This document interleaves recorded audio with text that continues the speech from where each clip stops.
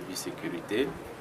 Et dans des contextes difficiles, il faut aussi créer des espaces de concertation, de discussion pour que les uns et les autres puissent être au même niveau d'information et essayer d'optimiser toutes les interventions tendant à apaiser et à renforcer la cohésion sociale. Et donc pour nous, cette activité de causerie locale, c'est une opportunité donnée aux acteurs locaux de discuter ensemble de leurs problèmes, de leurs défis et en même temps faire la promotion de la cohésion sociale.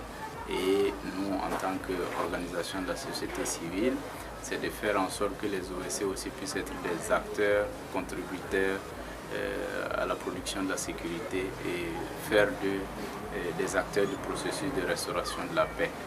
Et en tant que société civile, notre gros travail ou notre plus grand défi dans ce contexte difficile, c'est de travailler à construire une confiance solide et durable entre l'État et les populations. Et je pense que cette causerie locale s'inscrit dans ce sens.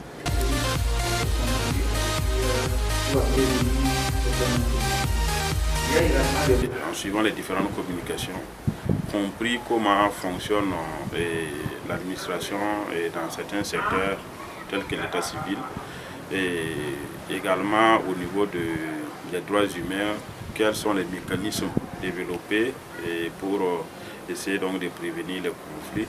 Et on a pu également avoir une idée donc des différentes situations en termes de conflits de ces 4 dernières années. Alors avant cette communication, je ne pouvais pas imaginer qu'il y avait autant donc de conflits au niveau donc de la région du centre-nord en général et au niveau de la province de San-Bontenga en particulier. Et les conflits qui viennent en tête, c'est particulièrement les conflits liés au foncier. Et ça touche beaucoup de personnes, j'allais dire, et particulièrement, en tout cas, les communautés villageoises, dont quelques exemples de conflits ont été partagés par le communicateur. Il y a aussi les questions liées à l'agriculture et l'environnement, qui sont des questions qui impactent directement la vie des populations et les informations reçues et ce qui est fait en termes de travail et d'efforts par les autorités aujourd'hui nous ont permis de savoir ce qui se passe en termes de défis encore à relever et vraiment l'implication de tout le monde, et en passant donc par les autorités,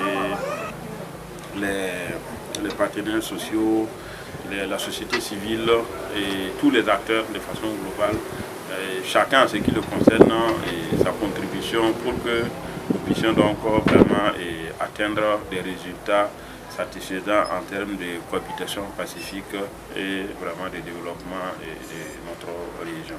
Oui, très satisfaite parce que ce cadre permet d'écouter les différents acteurs. Voilà, parce que quand il n'y a pas d'assises, les informations ne passent pas. Et souvent même ce sont des informations erronées que les gens ont. Mais avec cette assise-là, il y a eu vraiment des éclaircissements sur des zones d'ombre qui ont permis à tout un chacun de comprendre comment les choses se font pour en tout cas prévenir les conflits et assurer en même temps la gestion des conflits dans nos communautés et comment promouvoir la cohésion sociale dans les différentes communautés.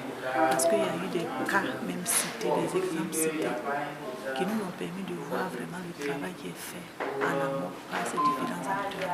Nous faisons avec les communautés pour que ces